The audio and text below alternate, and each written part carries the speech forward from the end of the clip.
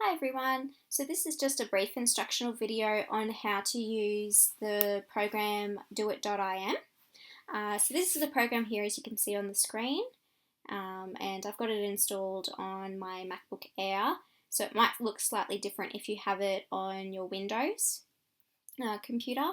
So basically doit.im is a program where you can just basically manage all your tasks. So it's got a couple of sections to it. So it's got the collect, the focus, projects, goals, and then contacts. So in the collect, the inbox is pretty much just a place where you can put anything you think of. So if you've just got something on the top of your mind that you know you've got to do, and usually you'd write it down on a piece of paper and stick it on the fridge, you can actually just chuck it in here, so you can think about it and put it into a category later, or even just see what's in your inbox later. So for me, let's go with do the laundry. So once you add that in, it comes up like this and it has a little checkbox. So once I've done the laundry, then I can tick that off, and then it will say it's completed, and you can view it in your completed items down here, so you can see all the stuff I've completed previously. Okay, so that's the inbox. There's also a really cool function with this where you can create a shortcut key. So then you can just quickly add something. So if you're in the middle of doing something on your computer, and you think, oh, I've got to do something really quickly, or you have this brilliant idea for your assignment, and you just want to quickly write it down, the program doesn't have to be open, and you can just click your shortcut. So my shortcut is Command and the plus sign on my Mac, and then it'll come up with a little box like this. And so I'll just type in, so let's go just with do the laundry again, enter it, and it will automatically add it into my inbox. So that's there where you can see it again. Okay, so in the focus section you have today, next, tomorrow, scheduled, someday, and waiting. In the today you can add different tasks that need to be completed that day. So you just click the little plus down here. You type in the new task, so again, do the laundry. You can add a description, and then that's got today. You can make it go all day, or you can actually select a time to do it, and it will even remind you at the time if you select a time. And then you can either put in a project, which I'll talk about in a minute. You can select a context, let's go with home. You can make it a priority, and you can even tag it. So then you just go save, and it'll add it to your today list. Now in the next is pretty much just the list of your items that you want to complete next. So they're not specifically to be completed that day, but they do need to be completed next, if that makes sense.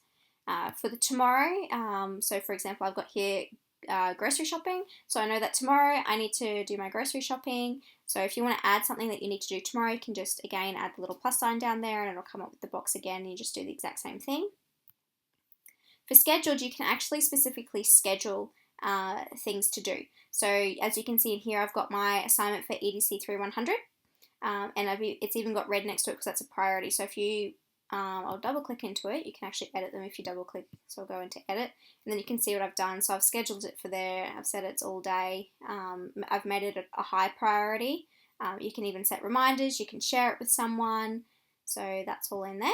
So that's scheduled. So for example, if you needed to put in, like say a dental appointment. So dental appointment, and have dental appointment on the 26th, and then you just go save, and then you've got it scheduled there. So once the 26th comes up, it will actually show up in your today list, and you can even make it remind you. So your someday list is pretty much just something that you want to get done someday. It's not really a top priority thing, but it would be nice to have something like that done. So for example, someday I'd like to let's see, grow some plants.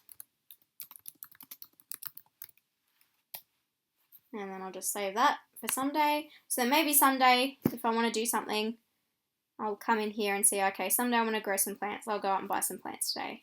And then you've also got the waiting list for tasks that tasks sent to others come to waiting automatically. Okay. Now projects. So this is my favourite section. in projects you can actually create little categories for different lists. So as you can see, I've got my EDC through 100 reasons list from week 1, and I've got catching up on one of my other subjects, and I've also got EDC through 100 week 2. So if you want to create a project, you just click the plus down here again. It's all very simple and the same as before. And then you just add your project. So my next project might be the EDC 100 assignment. Again, you can put a description in. I'm going to add the context, university, and then you go save. And then it'll take you to a screen like this where you can actually start adding your tasks in for that particular project. So I might say write 3 blogs, and then write a reference, create and research artifact. And so it'll have it in order. So you can actually put it in order of what you want it to be completed in. If you can't really think of the order and you want to rearrange it, then you just drag it and it'll go into different orders. Once you've completed something, you just tick it and then it'll go to completed. Once you've completed everything, then you can just tick off the EDC 100 assignment, and then it'll just go down into the completed section again. So that's the project section. Goals, you can even create goals. So you just click in there, add your goal. So let's say goal to complete all my laundry. There you go. And so when that's done, so you can, it's very simple to the projects thing where you can actually add different things into the goal in order to meet your goal. So you could actually use it for your assignments and things like that to meet a particular goal in one of your courses. Then you've also got contexts. So this is when you're adding in your tasks to give them a context. So at the moment I've only got those ones there. So I mainly use university and home most of the time. And then down here is your completed and then also your trash. So doit.im, you can get it free for 30 days. After the 30 days, it's either $2 a month or $20 a year. So I just pay $20 a year and then I get to use it whenever I need it, and I find it's the best $20 I've ever spent. If you do want to use it for free, you can use it for free in their online version, so you just use it in their web browser. The only thing I find with using the online one is that you can't sync it very well with your other forms. So if you actually buy it, then you can download the app onto your phone and have it on your desktop and your laptop like I have, and then it just syncs between all of them, so then you've got everything updated. But I'll show you the web app. It's pretty much the same. So this is it here. So as you can see, I've got do the laundry there. It's already synced with my app down here. And it's just got all the lists the same. If you do use the free version, you also don't get to add as many things into it. It limits what you can do, but it's still great to use even in the free mode, I found. So yeah, just add everything the same. So I might, buy some bread. And so that's in there as well. Now I'll take you to the website where you can actually see what it looks like. So this is the website here, and I'll add a link in below so then you can automatically get here. And then if you want to try it for free for 30 days, that means you get to use the full benefits of it like I've got down here. And so it's free for 30 days, and as I said, $20 a month or $2 a month or $20 a year. So to sign up, you just click there and then create a user name, password. I've already signed up. So then you go into log on. I'll just log out so you can see it properly. Then you just enter in your username, your password, and then you log on.